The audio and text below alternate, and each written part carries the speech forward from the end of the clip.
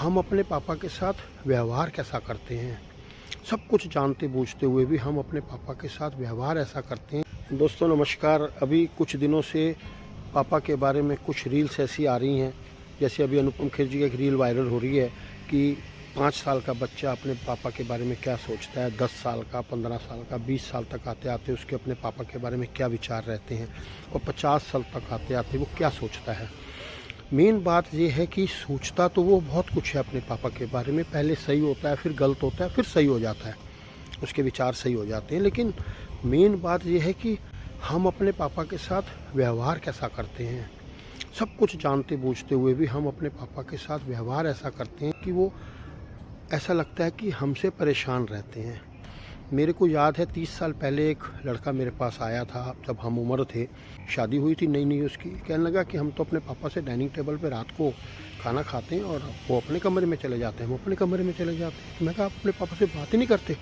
बोले नहीं। मैं कहा हमारा तो खाना ही ना हजम हो अगर हम बात ना करें तो।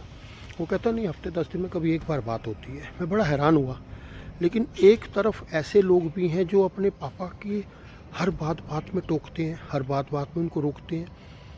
पापा आपने ऐसा क्यों खाया, आपने ये क्यों खाया, आपको हजम नहीं होगा, पापा धूप में क्यों बैठे हो, रंग काला पड़ जाएगा, आप फ़ोन पे ही लगे हुए हो सारा दिन, ऐसे हो जाएगा। मतलब हर एक बात पे उनको टोकना, उनकी फ्रीडम ही नहीं है। ऐसे लोग भी अपने पापा को दुखी कर देते हैं।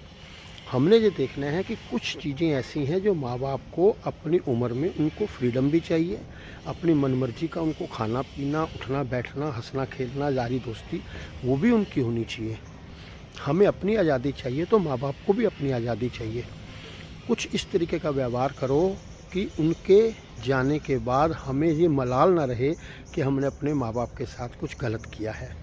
इतनी पढ़ाई हम लोग करते हैं, इतनी हम समझ रखते हैं, इतना ज्ञान हमें मिलता है, लेकिन व्यवहार में लाते वक्त हम सब कुछ भूल जाते हैं।